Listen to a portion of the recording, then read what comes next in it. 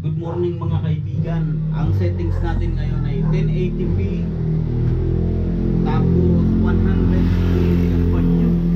Makaingay naman ang motor na yun. Parang ngayon lang nagkamotor. Ba yan?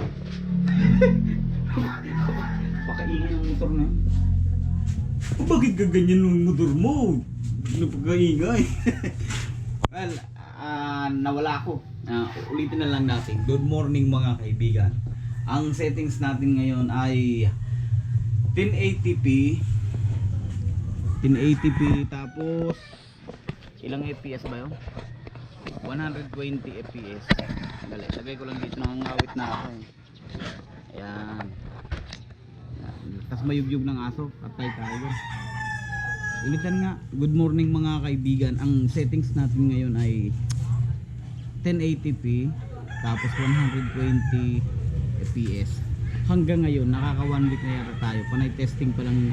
Panay testing lagi natin ng settings.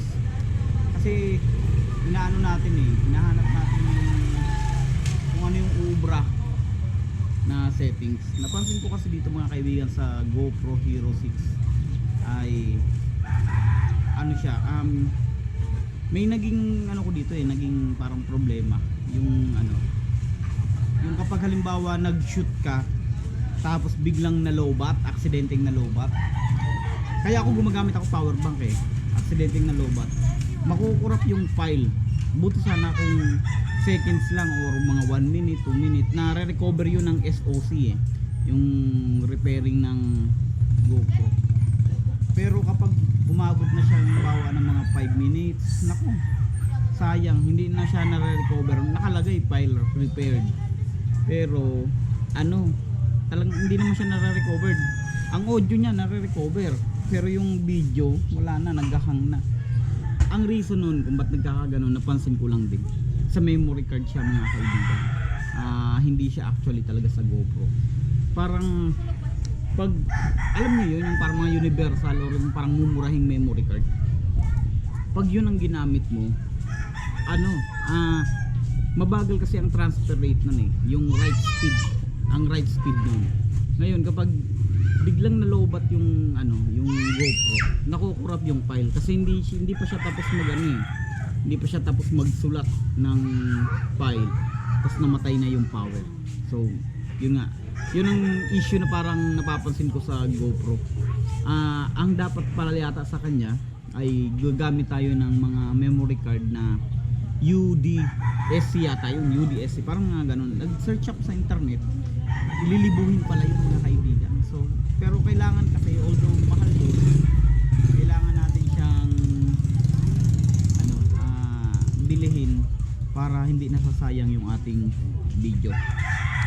Dati kasi iniisip ko baka naman sa ano, sa settings yung ano, yung baka dahil pag 4K tapos 60 FPS eh, kasi doon ko napansin eh, pag mga 4K tapos 60 FPS or 1080 tapos 120 FPS, pag namatay ang power doon, nawawala yung ano, nakukurap na yung file.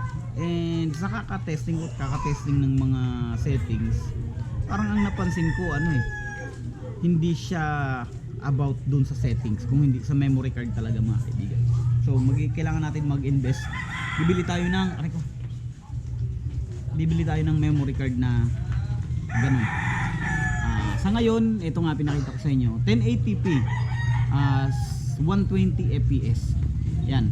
Para naman ang 120 fps kasi capable siya ng auto low light ng Hero 6.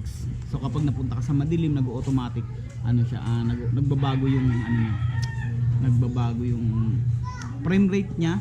Kahit na naka 120 siya, magbabago ang frame rate niya, magsa-sacrifice ang frame rate para makapture niya ng maliwanag yung mga dim lights o yung mga low lights na hindi siya capable kapag nag 4K 30 fps ka, 4K 60 fps or mas 1 or 240 fps, 3024, mga hindi siya pwede doon. So yun lang mga kaibigan. Today is February 7 and yun lang muna yung content natin, all about sa GoPro Hero 6 ng ano, ng napansin ko yung tungkol sa memory card, yung issue ng pagkukurap ng file. Kaya pansinin nyo rin mga kaibigan ha, kahit biglang malowbat yung GoPro pero naka 24 fps ka lang, halimbawa 1080p lang tapos naka 24 fps, kahit naka 10 minutes ka na at biglang nakurap yung GoPro or namatay yung GoPro, nasosurvive na yung file kasi it's all about writing speed ng GoPro to memory card. So yun lang mga kaibigan, nakakontent agad tayo ng isang video. Pag puro paliwanag lang ng GoPro.